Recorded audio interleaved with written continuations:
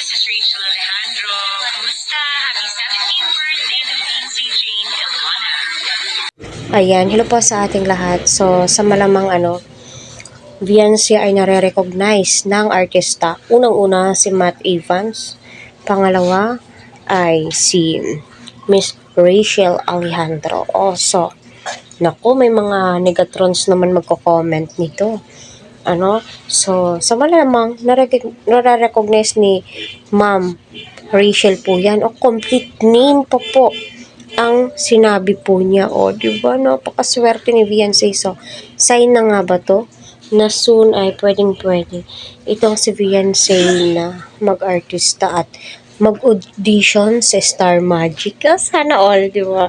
Ay naku, grabe po yung blessings. Intro pa lamang po ng vlog ni Kalinga Prab. Ay naku, naiiyak na po ako.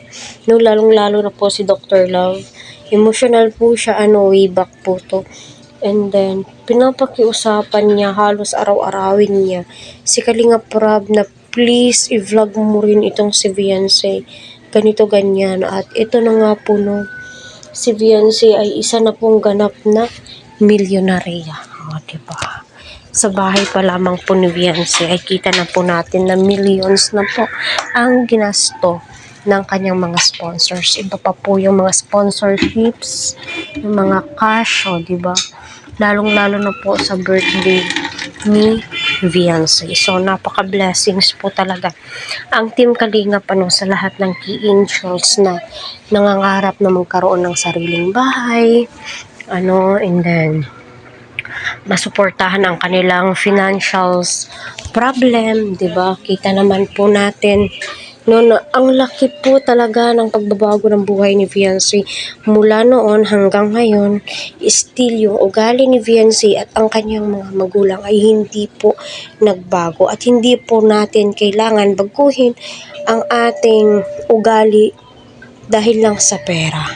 Huwag natin hayaan na ang pera ay baguhin yung ugaling meron tayo, kasi yan yung secret weapon natin para mas lalo tayong mahalin, tangkilikin ng mga tao sumusuporta. Be gentle, ika nga po nila, be always down to earth and always thank God at saka sa mga taong nagtitiwala sa iyo. Kung hindi dahil sa kanila, walang natatamasang magandang buhay, diba? Napaka-thankful po talaga ni Beyonce at alam naman po natin yun. Grabe masasabi ko talaga, grabe sikat na po talaga itong si Beyonce kasi nare-recognize siya ng mga artista. Sa malamang nanonood po yan sila ng mga vlogs ng EDC. Isa din po siguro sila sa mga taga-suporta ni Kalinga Prab at may kanyang-kanyang sinusuportahan. Kaya sa mga negatrons dyan, my God, huwag na kayong mag-comment ng kung ano-ano kasi pagtutulungan po kayo ng EDC supporters dito. Kaya maging masaya na lamang po tayo kung si Beyonce ay nare-recognize ng mga artista. Kasi nga po, deserve naman po ni Beyonce yung biyaya na ipinagkakaloob sa kanya. At deserve naman po ng bawat isa na ma-recognize. Lahat naman po sila ay nare-recognize.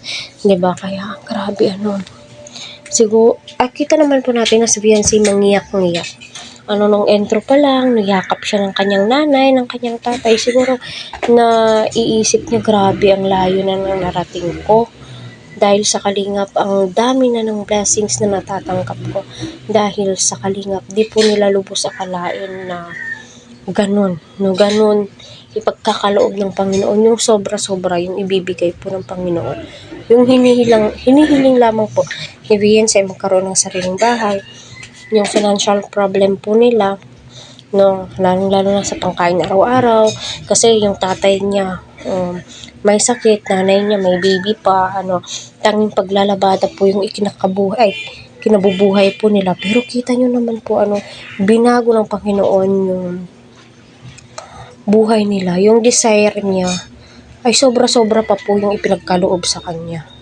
Kung ano man yung mga natatanggap ni Beyonce na blessings, Yun po kasi yung nakikita ng mga sponsors sa kanya.